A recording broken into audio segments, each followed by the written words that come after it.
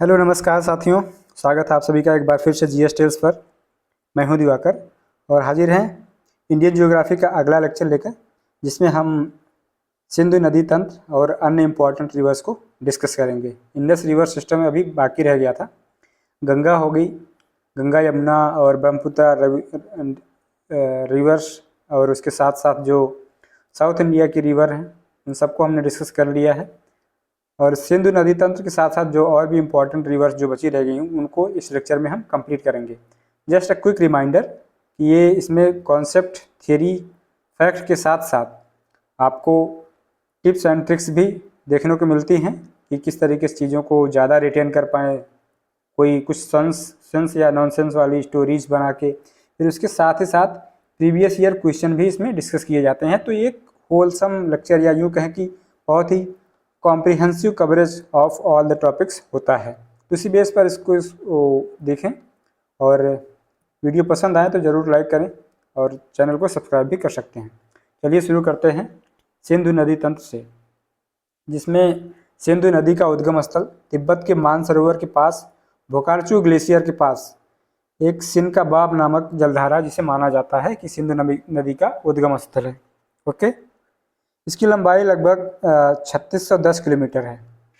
लेकिन होता क्या है कि इसका ज़्यादातर अंश जो है पाकिस्तान में प्रवाहित होता है, या पाकिस्तान की सबसे लंबी और राष्ट्रीय नदी है, जबकि इंडिया की सबसे लंबी नदी 2525 किलोमीटर लंबाई के साथ गंगा है।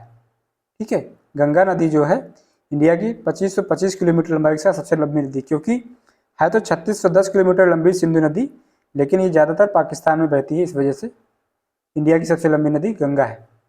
नंगा पर्वत के उत्तरी भाग से घूम कर यह दक्षिण पश्चिम दिशा में पाकिस्तान के बीच से गुजरती है और फिर जाके अरब सागर में समा जाती है। ठीक है, इसकी बाएं किनारे की सहायक नदियां और दाएं किनारे की सहायक नदियां हम देखेंगे, left bank tributary and right bank tributary. तो लेफ्ट बैंक ट्रिब्यूटरी वही जो पंजाब में 5 या वो बनाते हैं ना दोआब, जिनसे मिलकर पंजाब बना है, 5 दोआब से। तो सब पॉपुलर रिवर्स हैं, जैसे कि झेलम हो गया, चेनाब एंड रावी, ब्यास, सतलज, पंचनद, जास्कर। ठीक है, ये सारी नदी आपने सुन रखी हैं ऑलरेडी, जानते भी होंगे शायद। लोकेशन नहीं पता होगा तो अभी आज के लेक्चर के बाद सब कुछ एकदम पानी की तरह साफ और क्लियर हो जाएगा। पानी के बारे में ही पानी की तरह चीज़ें साफ हो जाएंगी। ओके, तो ये हो गई। और दाएं किनारे की सहायक नदियाँ श्योक रिवर, इसकी हुंजा, गिलगिट, स्वात नदी, कुनार नदी, काबुल, खुर्रम, गोमल नदी, झोब नदी, ये सारी नदियां हैं। इसको हम थोड़ा मैप में भी देखेंगे। यहाँ पे देखिए, यहाँ पे ये हो गया जो इसकी लेफ्ट बैंक ट्रिब्यूटरी, यानी बाएं हाथ पे बाएं किनारे वाली, वो हो जाएंगी। सोन हो गई, झेलम, सुरु, जसकार, चेनाब, रावी, ब्यास, सतलज। ओके, झेलम, ये सारी जो रिवर हैं, स्पीति, जास्कर, ये सारी रिवर इसकी इंडस की लेफ्ट बैंक ट्रिब्यूटरी हैं। वहीं श्योक, गिलगिट, स्वात, कुनार, कुर्रम, काबुल, गोमल, झोब, ये सारी रिवर्स जो हैं राइट बैंक ट्रिब्यूटरी हो गई। बोकार्चू ग्लेशियर से ये निकल रहा है, सियाचिन ग्लेशियर यहाँ पर है। श्योक, श्योक ये जो रिवर है, श्योक कुछ इस तरीके से निकली है, यहीं पर है नुब्रा वैली। ठीक है, नुब्रा वैली जो है सियाचिन ग्लेशियर के साउथ में है। ये चीज़ भी इम्पॉर्टेंट है क्योंकि यूपीएससी से क्वेश्चन पूछा हुआ। अच्छा, एक चीज़ और है, ये जो गोमल है ना, गोमल इसकी ट्रिब्यूटरी, राइट बैंक ट्रिब्यूटरी। एक और गोमल है जो कि ताप्ती रिवर, अगर आपने पिछला लेक्चर देखा होगा तो आपको याद होगा, अरुण गो, तपते पानी में पूरा अनार की बोरी डाल दो। ठीक है, तो उसमें वहाँ भी एक गोमल है जो कि ताप्ती की ट्रिब्यूटरी है। यहाँ पर जो गोमल है वो इंडस की राइट बैंक ट्रिब्यूटरी है। अब हम सतलज नदी को देखेंगे आगे बढ़ते हुए। इसमें सतलज नदी का उद्गम स्थल जो है तिब्बत में कैलाश पर्वत एवं मानसरोवर झील के निकट राकाश ताल या राक्षस ताल लेक से है। ठीक है, राक्षस ताल लेक से सतलज नदी निकलती है। यह उत्तर पश्चिम दिशा में बहते हुए, उत्तर पश्चिम दिशा में बहते हुए ऐसे सिपकीला के पास, सिपकीला यानी कि एक दर्रा है, हिमाचल प्रदेश में एंट्री करती है।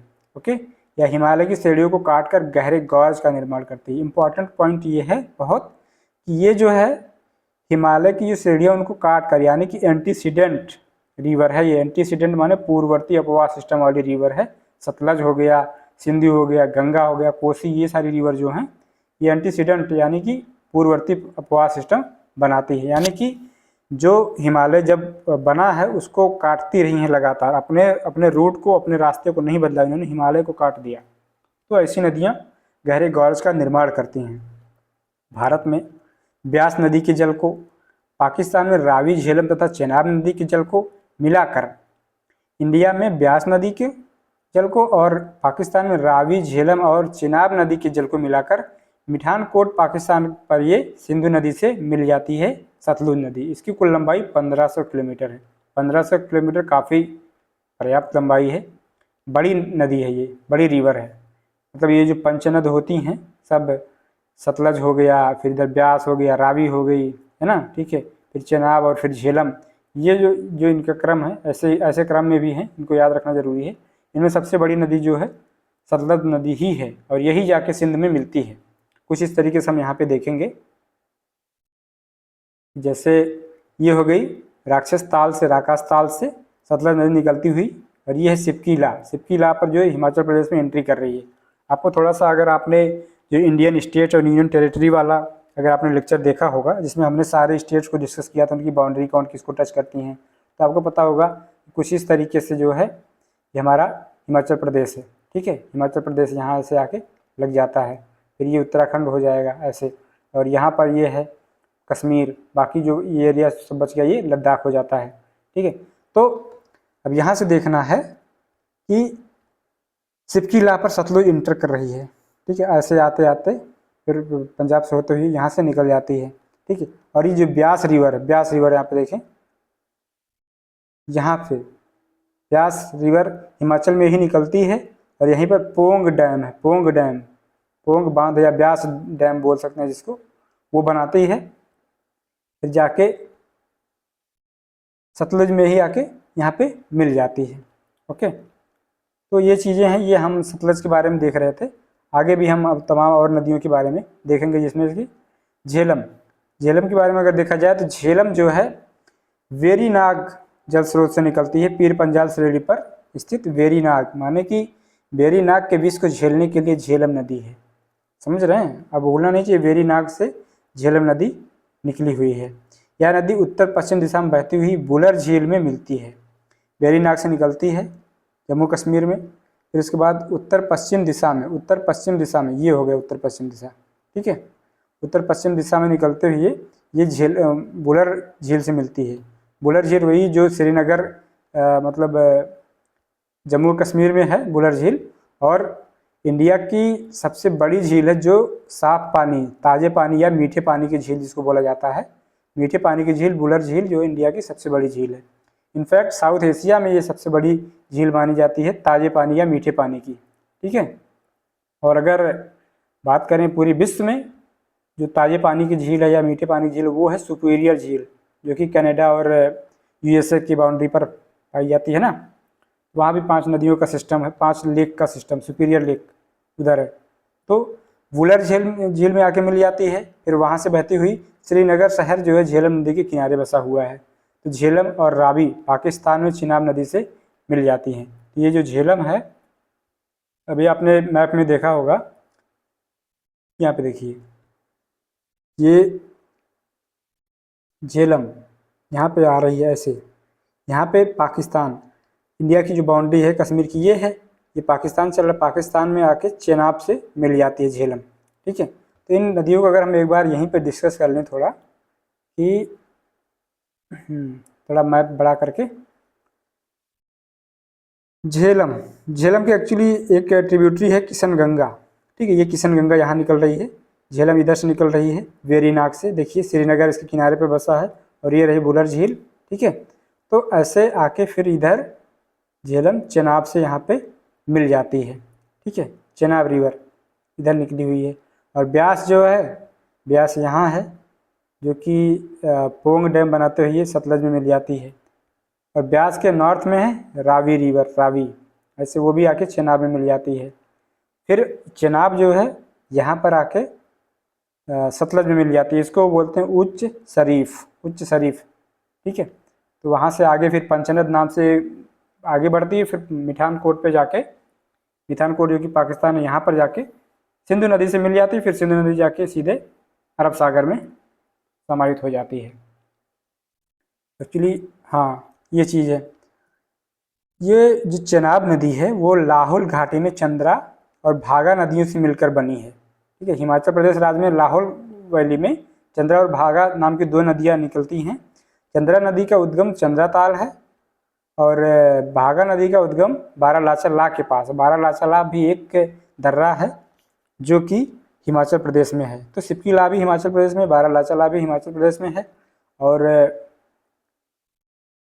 ये जो चेनाब है, चेनाब का अगर देखें तो चंद्रा का CHAN और भागा का B, तो यहीं से बना है कुछ चेनाब। ठीक है, चंद्रभागा को मिलाकर ये चेनाब नदी बनती है तंडी के निकट। तंडी भी जो है वो हिमाचल प्रदेश में एक जगह है जहाँ पर चंद्रभागा का जो संगम होता है, तो वहाँ से ये चेनाब नदी कहलाती है। ओके, तो कुछ इस तरीके से हम देख सकते हैं। यहाँ से निकलते हुए ये बारालाचा ला से होते हुए फिर इधर आके सतलज से मिलती है।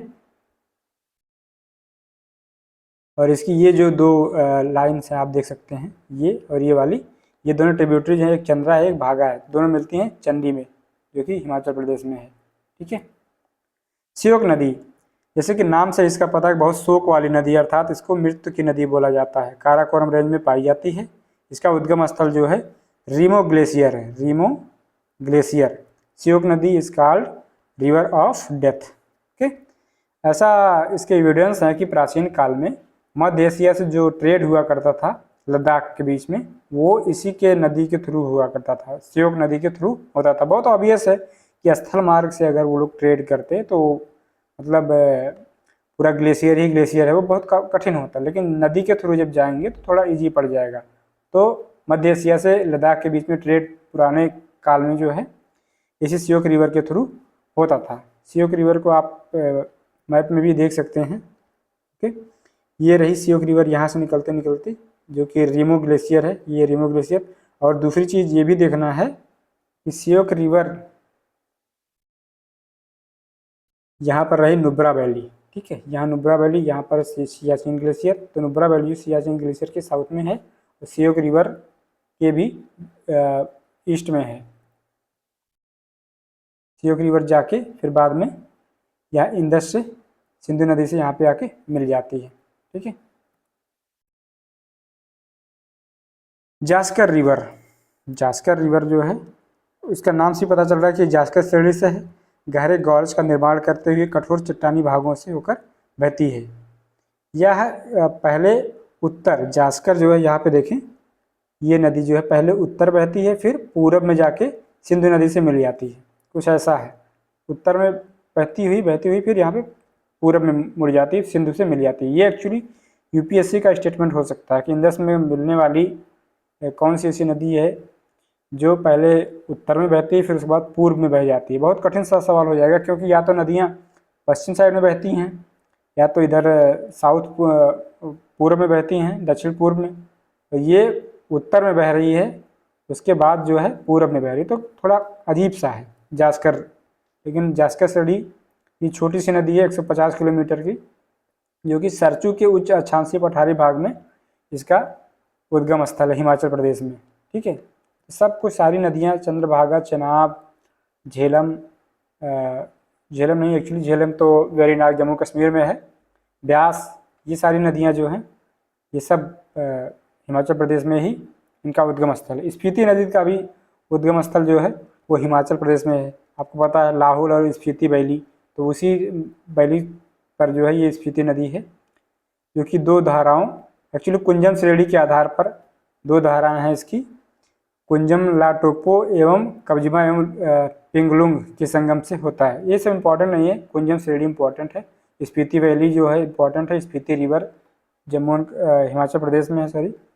60 मील बहने के पश्चात यह हिमाचल प्रदेश के किन्नौर जिले में सतलज के पास, सतलज से मिल जाती है नामगिया गांव में। ठीक है, तो ये कुछ ऐसे यहाँ से निकल रही है, ठीक, पिंगलुंग के संगम से यहाँ से निकल रही, यहाँ पर जो है सतलज से आके मिल जाती है किन्नौर जिले में, क्योंकि हिमाचल प्रदेश का ही एक जिला है।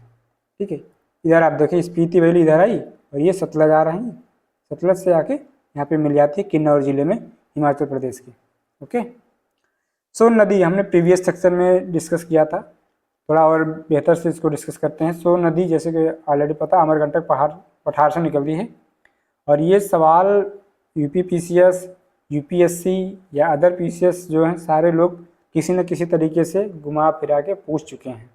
ठीक है, क्योंकि जैसे आपने अगर प्रीवियस सेक्शन देखा होगा तो उसमें पता होगा कि यूपीएससी ने एक स्टेटमेंट दिया था कौन सी ऐसी जगह है जहाँ से एक नदी उत्तर में बहती है, दूसरी नदी जो पश्चिम में बहती है। तो ये बोल रहे थे कि अमरकंटक की बात कर रहे थे, ये सोन हो गई, ये नर्मदा हो गई। ठीक है, तो ये नदियाँ जो हैं इम्पॉर्टेंट हैं।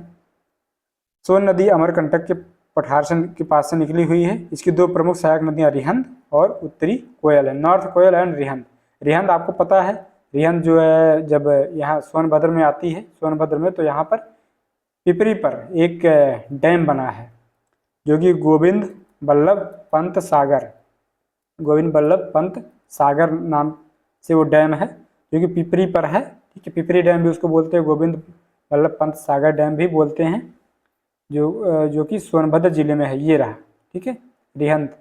फिर ये सोन रिवर आ रही, सोन रिवर, तो सोन की ट्रिब्यूटरी है रिहंद, और यहाँ पे नॉर्थ कोयल।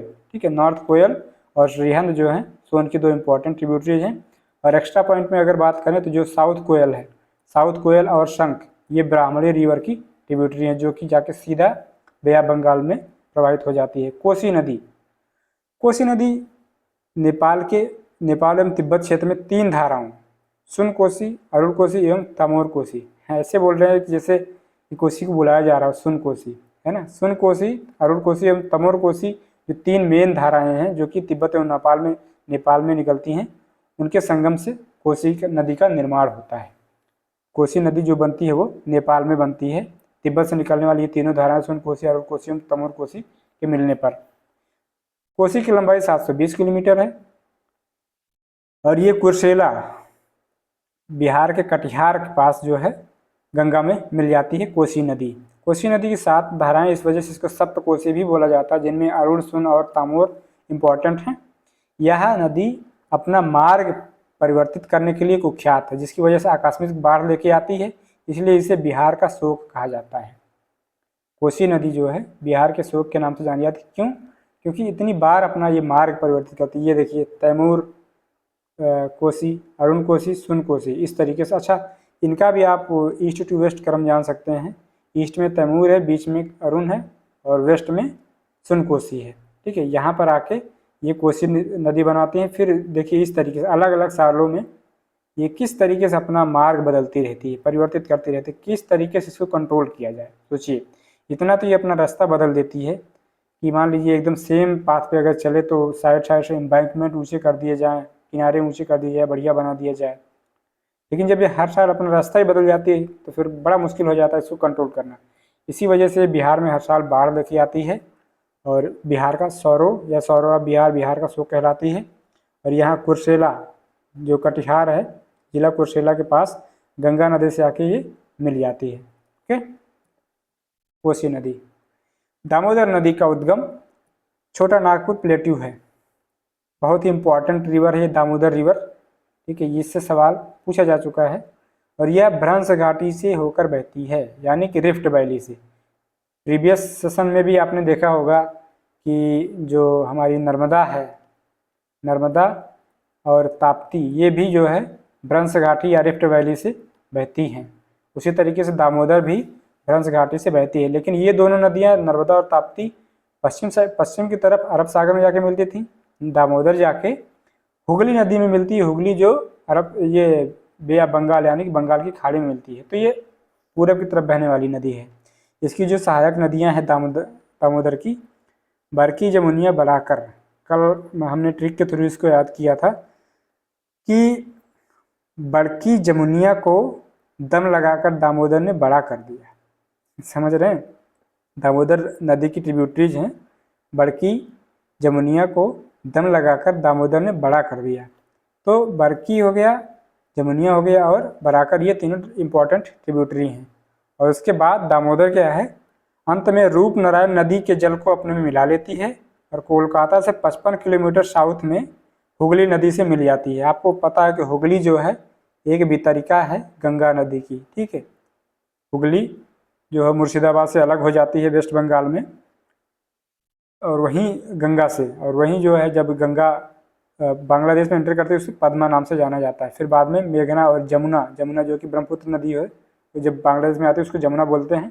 तो पद्मा और ये पद्मा और जमुना बन के मेघना बनाते हैं, मेघना जाके बंगाल की खाड़ी में समाहित हो जाती है। इस तरीके से दामोदर हुगली की ट्रिब्यूटरी है, ठीक है। तो ये गंगा नदी सिस्टम का पार्ट हो जाती है। दामोदर की कुल लंबाई 592 किलोमीटर है। एडन नहर जो है 1938 में इस दामोदर नदी से निकाली गई है, एडन नहर। गिरिडीह एवं दुर्गापुर के बीच, ये इंपॉर्टेंट पॉइंट है। गिरिडीह एक जगह है झारखंड में, और दुर्गापुर आपको पता है बहुत फेमस है इस्पात के लिए, या फिर यूँ कहें कि स्टील के लिए, ठीक है। स्टील अथॉरिटी ऑफ इंडिया की एक इम्पॉर्टेंट यहाँ पे ब्रांच है दुर्गापुर इस्पात कॉरपोरेशन। और आपको अक्सर ये जो मिनरल हैं या रिसोर्सेस हैं उनके मैचिंग का सवाल आता है, तो उसमें दुर्गापुर का नाम जरूर आता है इस्पात की लिस्ट में। या फिर भिलाई जो कि छत्तीसगढ़ में है, उसका भी नाम इस्पात के लिए इम्पॉर्टेंट है, ठीक है। तो भिलाई और दुर्गापुर जो है स्टील के लिए, स्टील प्रोडक्शन के लिए फेमस जगह हैं, ठीक है। दुर्गापुर कोलकाता में है, मतलब वेस्ट बंगाल में है, और भिलाई जो है छत्तीसगढ़ में है। तो दुर्गापुर और गिरिडीह के बीच में लगभग 300 किलोमीटर के बीच के डिस्टेंस में लंबे मार्ग पर यह नदी जैविक मरुस्थल के रूप में जानी जाती है। जैविक मरुस्थल माने कि बायोलॉजिकल डेजर्ट। इसका मतलब कि उस पानी में जीवों का रहना बड़ा मुश्किल हो गया, इतना पोल्यूटेड है दामोदर नदी, ठीक है। इतनी पोल्यूटेड है और बाढ़ भी लेके आती है बंगाल में, बंगाल और झारखंड में, इसलिए बंगाल का शोक भी इसे कहा जाता है, ठीक है। कुछ इस तरीके से यहाँ पे हम इसके मैप में देखेंगे, ये दामोदर रिवर निकल रही है छोटा नागपुर प्लेटू से, ठीक है। फिर यहाँ पे तेनू घाट डैम है। ये डैम इसकी थोड़ा आप पढ़ लीजिए, क्योंकि ये सारे इंपॉर्टेंट डैम ही बने इस पर। तिलैया डैम हो गया, एंड मैथॉन डैम हो गया, एंड इधर दुर्गापुर बैराज, पंचेत डैम, तेनू घाट डैम। तो इस तरीके से इम्पॉर्टेंट सारे डैम्स यहाँ पे बने हैं। एक्चुअली क्या है कि दामोदर रिवर वैली कॉरपोरेशन 1948 में एक इंडिया की काफ़ी इम्पोर्टेंट परियोजना रही है, ठीक है। दामोदर की अगर आप ट्रिब्यूटरीज देखें तो जमुनिया रिवर हो गया, बराकर रिवर हो गया, तो हमने बताया था, ठीक है।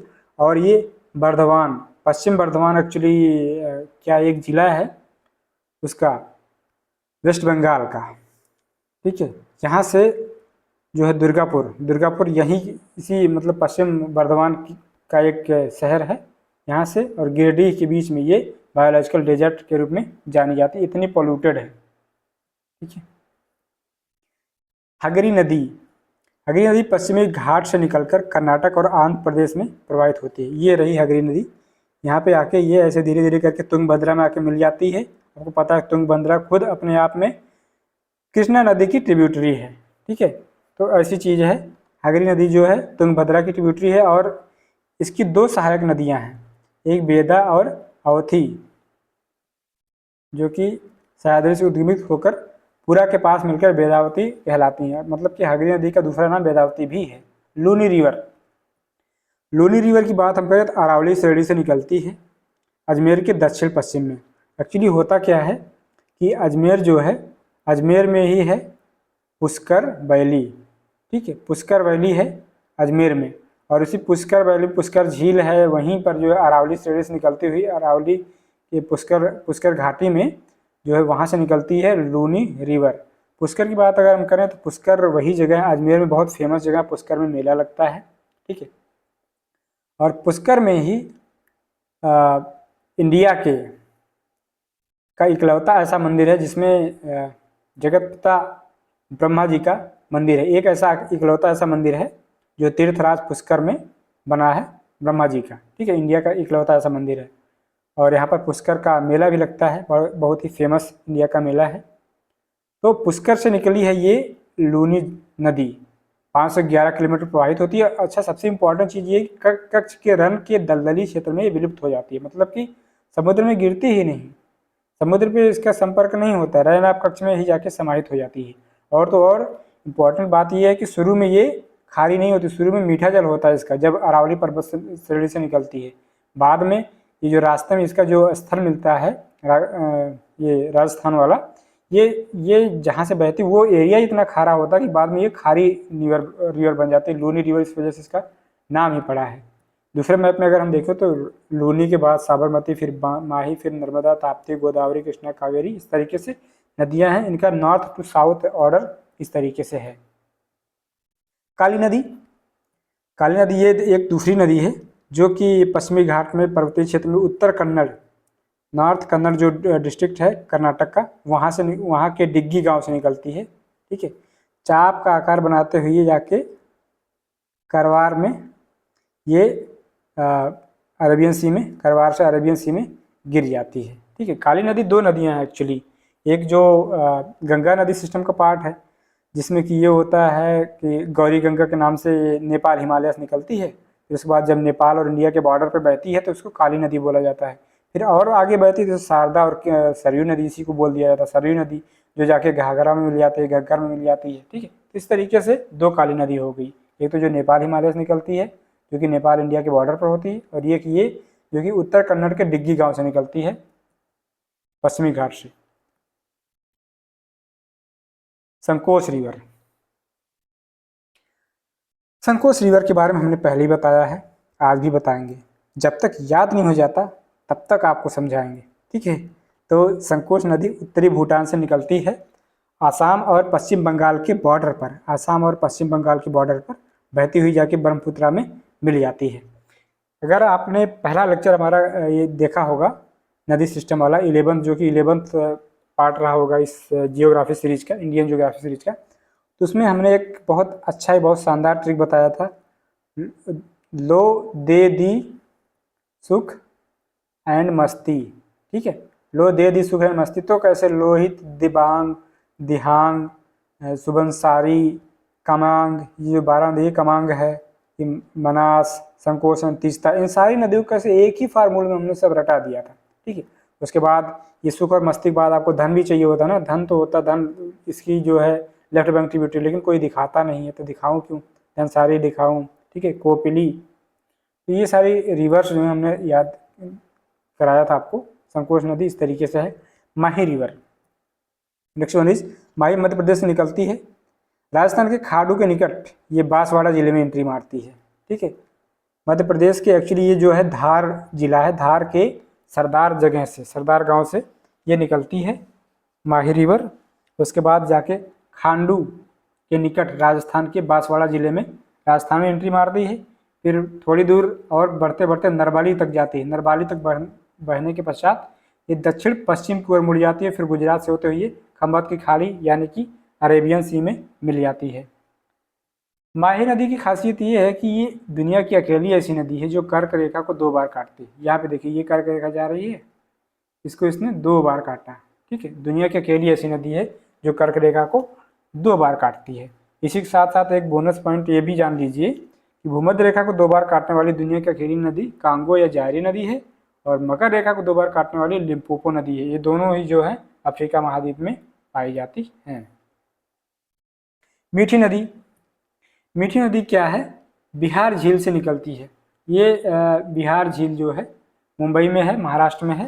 ठीक है, वहाँ से मीठी नदी निकलती है, और उसी के वेस्ट या नॉर्थ में थोड़ा एक पवई लेक है जो कि जिसका पानी आके बिहार लेक में मिलता है, और यहाँ से मीठी नदी जो है निकली हुई है। तो कुल मिला के इसकी जो लेंथ हो जाती है 18 किलोमीटर हो जाती है। फिर जाके यहाँ माहिम क्रीक जो है, माहिम की खाड़ी जो कि खुद अरेबियन सी का पार्ट है, उसमें जाके समा जाती है। तो मीठी नदी बिहार झील से निकलती है, उसमें पोई झील का पानी मिलता है, और फिर जाके माहिम क्रीक में समा जाती है। ठीक, कपिली या कोपिली अभी हमने डिस्कस किया, देखा ये ब्रह्मपुत्रा की ये जो लेफ्ट बैंक ट्रिब्यूटरी है। ठीक है, कपिली ये रिवर है। ठीक है, इसके किनारे पर कामरूप नगर जो कि बहुत ही इंपॉर्टेंट नगर है, असम का शहर है। ठीक है, कामरूप शहर बसा हुआ है कोपिली नदी पर। कोपिली ब्रह्मपुत्र की ट्रिब्यूटरी है। अब एक साथ हम सारी चीज़ों को देख लेते हैं, इनका उद्गम स्थल और संगम और नदियों के नाम।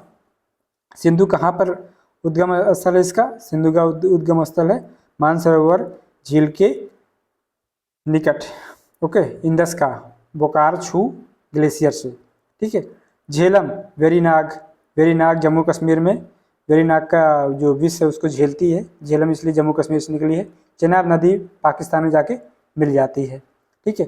और चेनाब किससे मिलेगी? सतलज से मिलेगी पाकिस्तान में।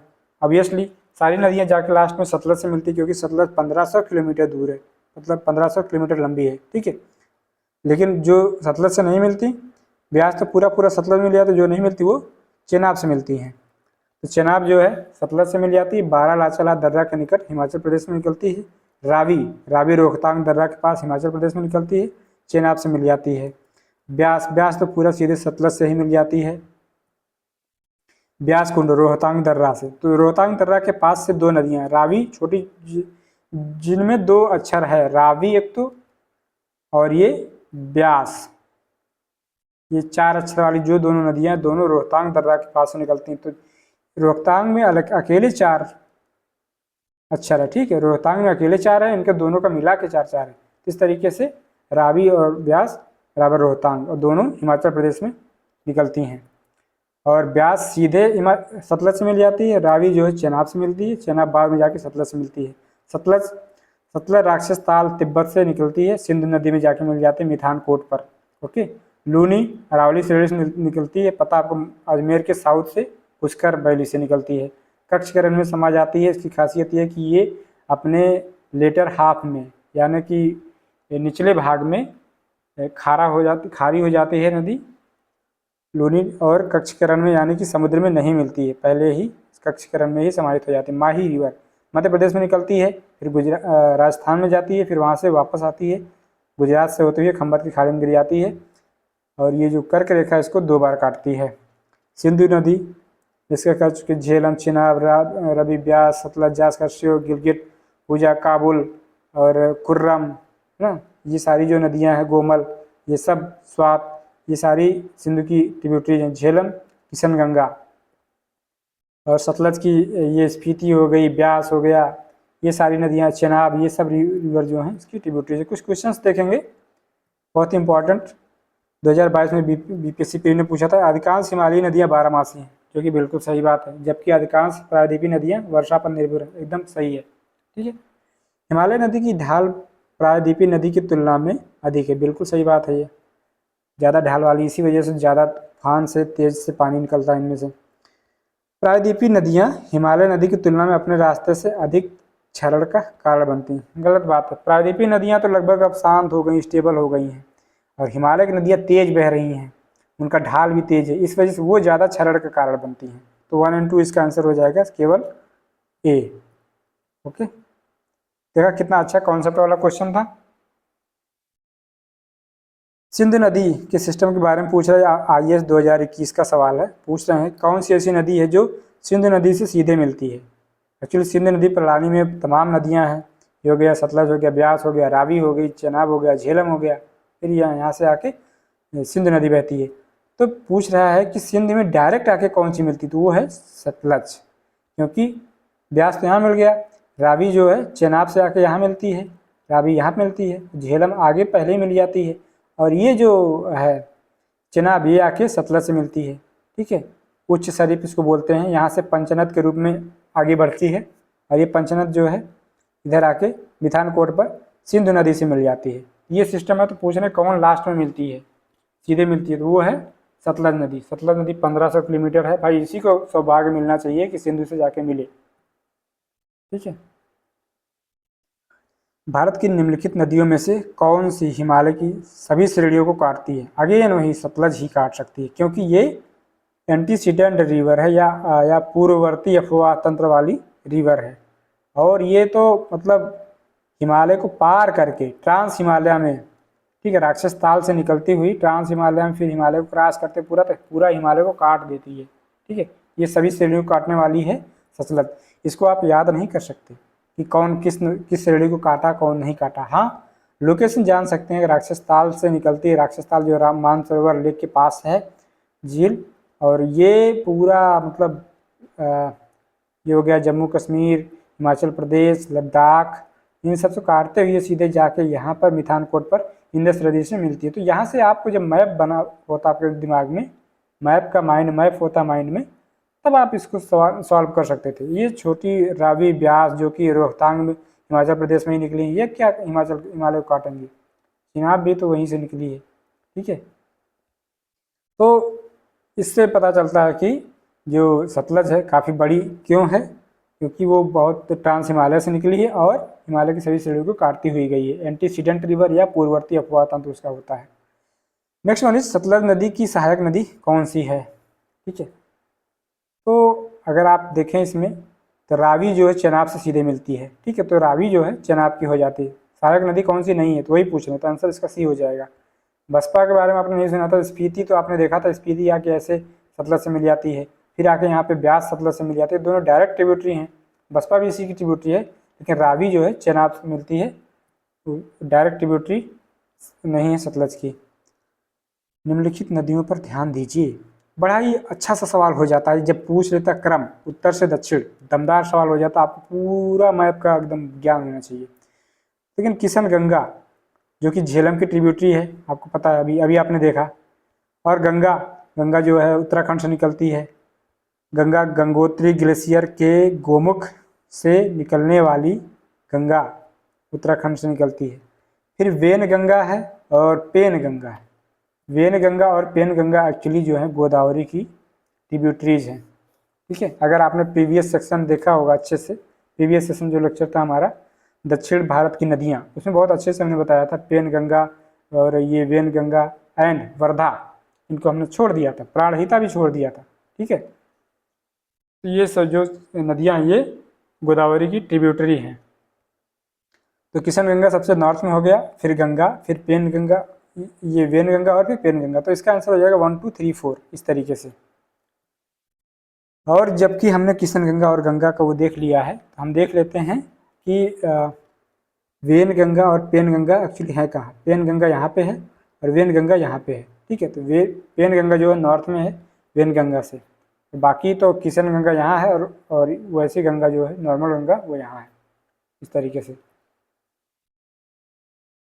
किशन गंगा एक्चुअली जम्मू एंड कश्मीर में निकलती है। हिमाचल प्रदेश से होकर बहने वाली नदियाँ कौन कौन सी हैं? तो सभी तो हिमाचल से बहती होते हुए बहती हैं। ब्यास, चिनाब, रावी, सतलज, यमुना। झेलम नहीं है, झेलम क्योंकि जम्मू कश्मीर से बहती हुई निकल जाती है। ठीक है, ब्यास, चिनाब, रावी, सतलज, यमुना, क्या क्या है? किसी को वो शेर याद है? राहत इंदौरी सर का। उसी तरीके से कुछ ऐसे पढ़ा गया, ब्यास, चिनाब, रावी, सतलज, यमुना हिमाचल प्रदेश से बहने वाली नदियाँ हैं। अब ये बड़ा अच्छा सा सवाल इन्होंने पूछा है, ये ऑब्वियसली ये से कठिन से सवाल आईएएस के ही हो सकते हैं, लेकिन लेकिन लेकिन जब आप ये सब लेक्चर देख रहे हैं बहुत ईजिली आप इसको सॉल्व कर सकते हैं। पूछ रहा है कि 1 2 3 4 में कौन कौन सी नदियाँ बह रही हैं। अगर आपने मैप ध्यान से देखा होगा तो आपको पता होगा ये जो है ये कोसी है। ठीक है, काठमांडू के थोड़ा क्या बोलते हैं साउथ ईस्ट में है, कोसी बहती हुई आती है। ठीक है, और ये जो फोर्थ है, 4 ये है कोसी के पश्चिम में गंडक बहती है। ठीक है, और ये हो गई हमारी कौन सी, थर्ड जो है ये है घाघरा। ठीक है, घाघरा बहती है और घाघरा में जाके ये हमारी गोमती समा जाती है। तो 1 जो हो गया कोसी हो गया, 2 जो हो गया गोमती हो गई, 3rd घाघरा, 4th जो है गंडक। गंडक आपको पता है कि उत्तर प्रदेश को छोड़ते हुए बिहार में ही पूरा बहती है। ठीक है, तो जाके गंडक जो है यहाँ पे बिहार में ही उससे मिल जाती है गंगा से। एक्चुअली ये सारी नदियाँ जो हैं ये सारी नदियाँ गंगा से मिल जाती है। गंगा ऐसे ही आई हुई है ऐसे, क्योंकि यहाँ से आके गंगा से ये मिल जाती है गोमती, फिर घाघरा, फिर गंडक, फिर ये कोसी। ठीक है,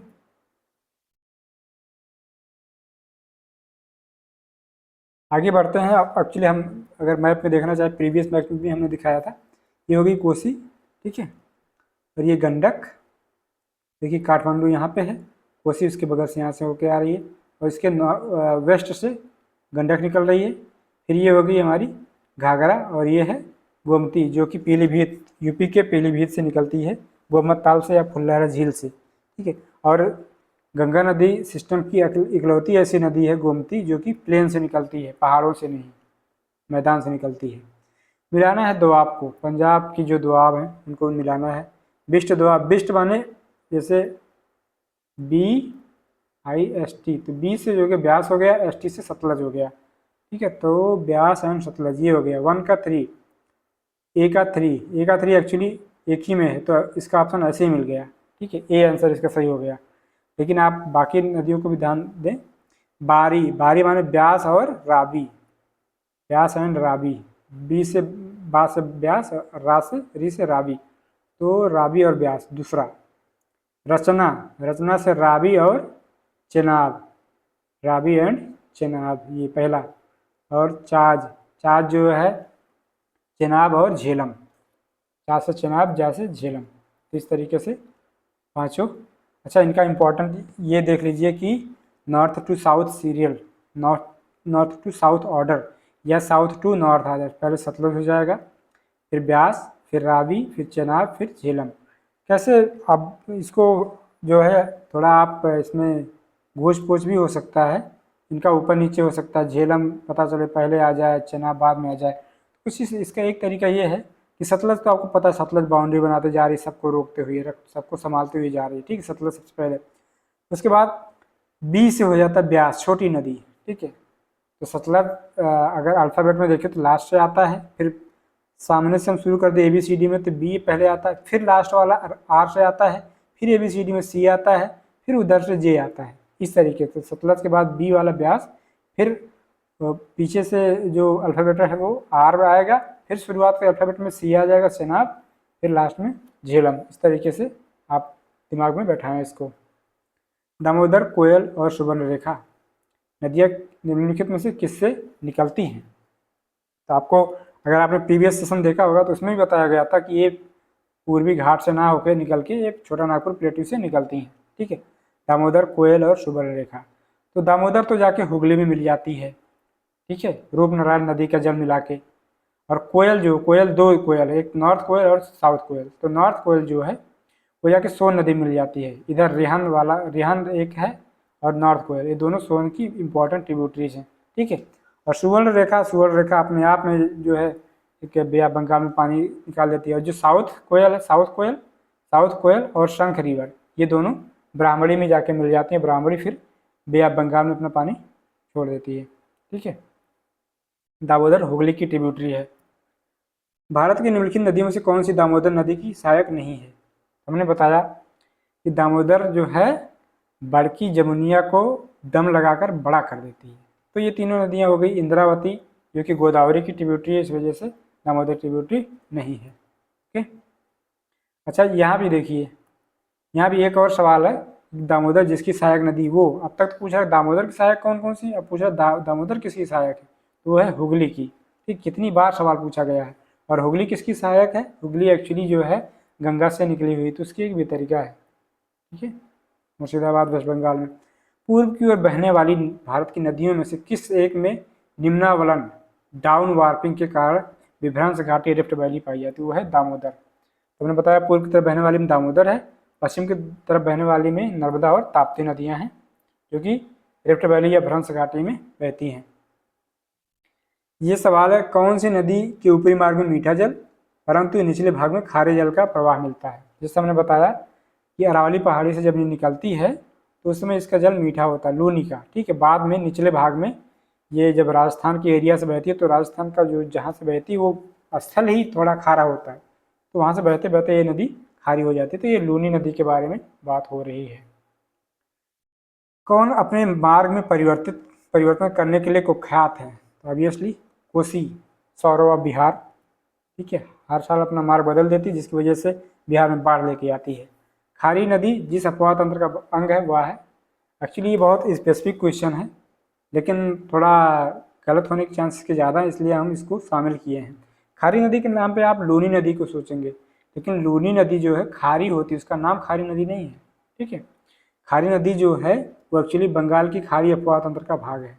कैसे? क्योंकि खारी नदी जो है, खारी नदी वो बनास जो रिवर है, बनास, उसकी ट्रिब्यूटरी है, ठीक है, खारी। और बनास जो है चंबल की ट्रिब्यूटरी है, चंबल जाके यमुना में मिलती है इटावा पे, ठीक है। और यमुना जो है प्रयागराज पे जाके गंगा मिल जाती है, गंगा जाके बंगाल मिल जाती है। तो बंगाल की खाड़ी, देखा कितना लिंक, कितना लेयर लगा था इसमें। पहले खाड़ी जो है चेनाब ये बनास में मिलती है, फिर बनास चंबल मिलती है, चंबल जाके यमुना मिलती है, यमुना जाके गंगा मिलती है, गंगा जाके बंगाल मिलती है। तो ऐसा इनका सिस्टम है। नेक्स्ट वाली बहुत ही इंपॉर्टेंट और बहुत ही दमदार सवाल, ऑब्वियसली ये आईएएस वाले ही पूछ सकते थे, दूसरे लोग पूछेंगे तो बहुत हाई तौबा हो जाएगी, कितना कठिन सा सवाल पूछ लिया है। पूछ रहा है उत्तर से दक्षिण की ओर जाते हुए नदियों का क्रम बताइए। उत्तर से दक्षिण, श्योक सबसे उत्तर हो गया, ठीक है। स्पीति तो इधर हिमाचल प्रदेश में हो गई, सतलुज से थोड़ा सा ऊपर है, तो स्पीति सबसे ऊपर नहीं होगी। जास्कर ऊपर है यहाँ पे, ठीक है, जास्कर एक्चुअली ऊपर है, जो जाकर इंदस में मिल जाती है, ठीक है। तो श्योक के बाद जास्कर होना चाहिए, श्योक के बाद जास्कर दूसरा, फिर स्पीति, फिर सतलज, ठीक है। ये हो गया श्योक, जास्कर, स्पीति और सतलज। तो ये इसका हो गया बी आंसर, इसका होना चाहिए, ठीक है, बी इसका आंसर हो गया। हम एक बार फिर से यहाँ पे देख लेते हैं। श्योक जाके इसकी ट्रिब्यूटरी हो गई, ठीक है। जास्कर जाके यहाँ मिल जाती है इंदस में, स्पीति इधर है, फिर जाके सतलज है। तो इसलिए भी इम्पॉर्टेंट है जास्कर और स्पीति जैसी नदियों के बारे में भी जानना, क्योंकि छोटी नदियाँ जरूर लेकिन सवाल में आपको फंसा सकती हैं। नेक्स्ट वन इज उद्गम क्षेत्र और नदी। इसके लिए आपको प्रीवियस सेशन और इस सेशन को दोनों को मिला के देखना पड़ेगा, ठीक है। तो क्योंकि पूछ रहा है ब्रह्मागिरी पहाड़ी से कौन निकली है, तो आपको पता है कावेरी, ताल कावेरी से, ताल कावेरी ब्रह्मागिरी जो है कर्नाटक के कोडागु डिस्ट्रिक्ट से ब्रह्मागिरी ताल कावेरी जगह से निकली है ये कावेरी, ठीक है। पहला का तो सही मिला है। वेरीनाग स्रोत झरना, वेरीनाग का जो विष है वो झेलम ही झेल सकती है, तो झेलम सही है, जम्मू कश्मीर से। महाबलेश्वर, महाबलेश्वर कृष्णा निकली है, ठीक है। छोटा नागपुर पठार सुवर्णरेखा, एक्चुअली ये सब सही मिला हुआ है, ठीक है। तो ए 1 2 3 4 करके होना चाहिए, इसका बी वाला आंसर हो जाएगा, ठीक है। मुंबई की मीठी नदी निम्नलिखित में किस झील से निकलती है। अभी हमने देखा, ठीक है, बिहार झील से निकलती है और पवई झील का पानी आके इसमें मिल जाता है, फिर ये जाके माहिम क्रीक पर अपना पानी जो है अरेबियन सी में छोड़ देती है। तो इसका आंसर बिहार झील हो जाएगा। पवई झील इसमें आके बाद में मिलती है। यहाँ पे अगर आप मैप में देखें तो बिहार झील से ये मीठी रिवर निकल रही है, पवई झील का पानी आके इसमें मिल रहा है, फिर माहिम क्रीक में अपना पानी उड़ेल दे रही है। ओके, संकोच नदी किसकी सीमा बनाती है, तो हमने पूरा डिस्कस ही कर लिया था अभी कि संकोच नदी जो है असम और ये हो गया वेस्ट बंगाल, पश्चिम बंगाल और इधर हो गया असम, इनकी सीमा बनाते फिर यहाँ पे आके ब्रह्मपुत्र में मिल जाती है, ठीक है। इसका आंसर जो है असम और पश्चिम बंगाल के बीच में, यहाँ पे देखें आप, ये संकोच रिवर है, ये वेस्ट बंगाल हो गया, ये असम हो गया, मनास और बारा नदी ये सब जो है ये सब असम में है। निम्नलिखित नदियों में से कौन सा अपने भ्रंश घाटी प्रवाह के लिए फेमस है। दामोदर भ्रंश घाटी, क्योंकि एक तो नर्मदा और ताप्ती भी फेमस है, लेकिन इसमें आंसर ही नहीं है, वो दामोदर ही बचा है, तो दामोदर भ्रंश घाटी के लिए फेमस है। फिर से मिलान करना है नदी और सहायक नदी। ओके, तो गोदावरी, गोदावरी की सहायक नदी अभी हमने डिस्कस किया पेनगंगा, ठीक है। महानदी की सहायक नदी शिवनाथ और दामोदर की सहायक नदी बराकर।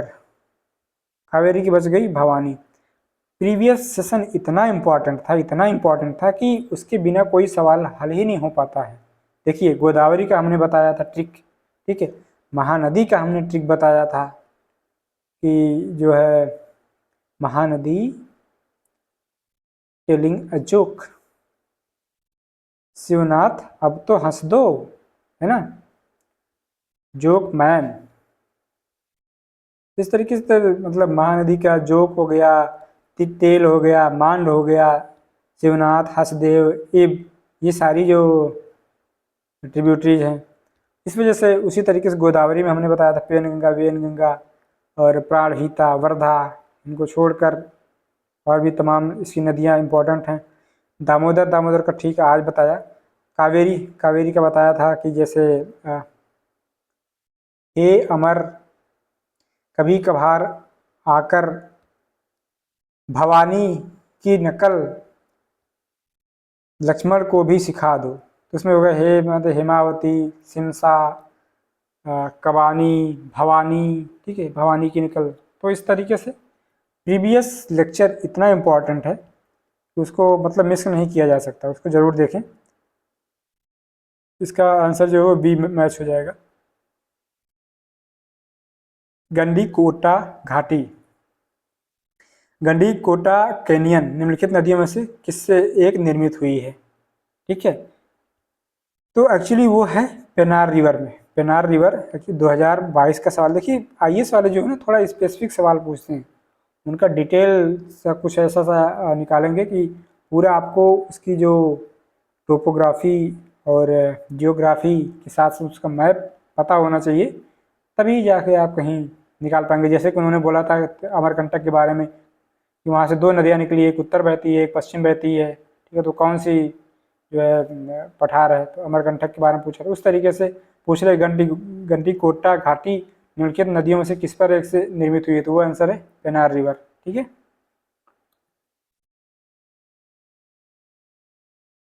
एक्चुअली कुछ इस तरीके से गंडीकोटा घाटी जो है या कैनियन कहें, ग्रैंड कैनियन ऑफ इंडिया भी इसको बोला जाता है। ठीक है, ग्रैंड कैनियन ऑफ इंडिया, 2 शब्दों से मिला है गंडी और कोटा। गंडी माने गॉर्ज या गड्ढा बहुत बड़ा सा, और कोटा मीन्स फोर्ट, किला। आंध्र प्रदेश में, आंध्र प्रदेश के वाईएसआर जिले से निकली हुई है। कुछ इतना कितना खूबसूरत सा गंडीकोटा कैनियन है ना, इसको विजिट करने लोग जाते हैं, फोटो शूट काफ़ी हुआ है। So that's all from this session. आशा करते हैं कि अब कंप्लीट हो गया होगा, एकदम comprehensive coverage of Indian river सब कंप्लीट हो गया होगा, कहीं से कोई भी डाउट नहीं होना चाहिए। अब एक तो याद करने में, और उसके बाद मैप दिमाग में आपके बस हो जाना चाहिए। तो जैसा भी लगा वो सेशन ज़रूर बताएं कमेंट सेक्शन में। मिलते हैं नेक्स्ट सेशन में, तब तक के लिए नमस्कार, जय हिंद, और वीडियो देखने के लिए थैंक यू।